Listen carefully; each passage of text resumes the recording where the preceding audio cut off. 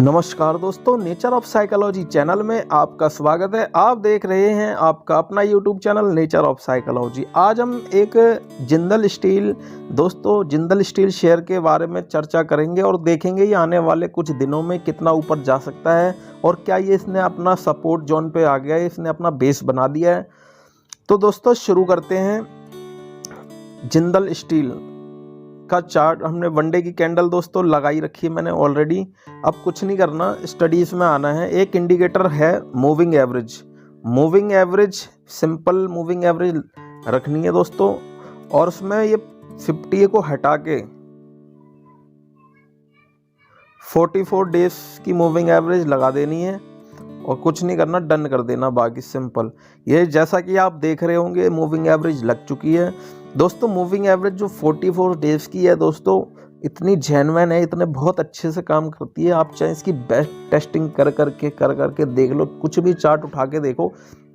Moving average जो है, जो 44 डेज की हमेशा राइजिंग होनी चाहिए, मतलब ऊपर की ओर होनी चाहिए। ये जैसे ये जा रही है ना, ये हमेशा ऊपर, तभी ये काम करेगी। अगर ये सीधी या नीचे है तो काम नहीं करेगी ये। अगर हमें स्टॉक बाई करना है तो ये एकदम ऊपर राइजिंग होनी चाहिए, ऊपर की तरफ। जैसे ये यहाँ से देखो, ये यहाँ से शुरू हुई है, ऊपर जा रही है, इस टाइप की मूविंग एवरेज होनी चाहिए, ठीक है। और ये जब भी मूविंग एवरेज के पास आता है, ये देखो यहाँ मूविंग एवरेज के पास आया और ये कितना ऊपर गया, फिर ये मूविंग एवरेज के पास आया। अब ये यहाँ से घूम सकता है ये स्टॉक। थोड़ा और क्लियरिटी के लिए हम एक टूल का और यूज कर लेते हैं दोस्तों। उस टूल का नाम है फिबोनाची टूल में आ गए दोस्तों। ये फिबोनाची है, हमने इसकी कुछ सेटिंग्स ले ली और सेटिंग में दोस्तों सब कुछ हटा देना है। ये फालतू का कचड़ा कुछ रखना नहीं है, नहीं तो कंफ्यूज हो जाओगे।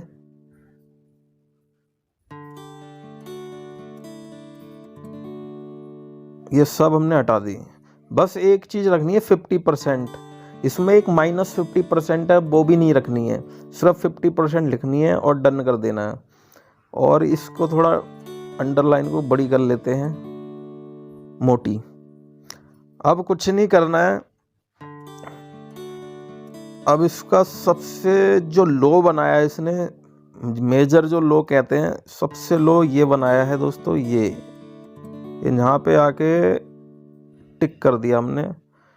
और इसका सबसे हाईएस्ट पॉइंट देख लेते हैं, ये रहा, इस पे आके इसको टिका दिया।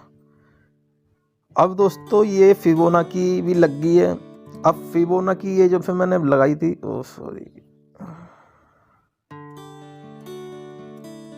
अब जैसा कि हमने फिबोनाची लगा दी है, अब ये आप देख रहे होंगे, ये सबसे इसका हाईएस्ट पॉइंट है और यहाँ से 50% है। और ये दोस्तों मूविंग एवरेज भी हमें यहीं से एक इंडिकेटर दे रही है।